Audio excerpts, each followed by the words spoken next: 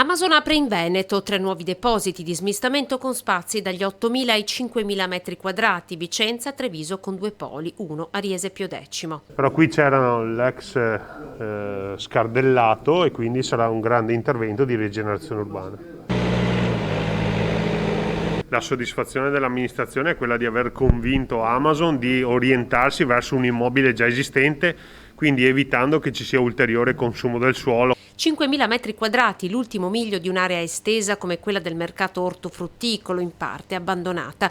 Sarà operativa già dal prossimo autunno. Aperture annunciate oggi, ma cantieri aperti per la bonifica e la riqualificazione già da tempo. Sarà un intervento che avrà un occhio di riguardo alla sostenibilità ambientale. Verranno utilizzati tutti i mezzi elettrici per le consegne in città. Per cui è una nuova attività che si installa nel territorio, porterà posti di lavoro e un impatto da un punto di vista del traffico abbastanza ridotto, per cui per noi è un momento comunque di soddisfazione ed è stato creato qui come primo effetto, vorrei dire, dell'avvento della superstrada pedemontana.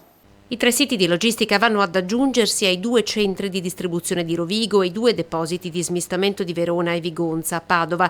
Se la crisi causata dal Covid sta lasciando un segno profondo nel mercato del lavoro, il colosso del web presenta questo investimento sul Veneto, annunciando 60 assunzioni a tempo indeterminato e contratti con fornitori locali che porteranno ad ulteriori 180 posti come autista a tempo indeterminato.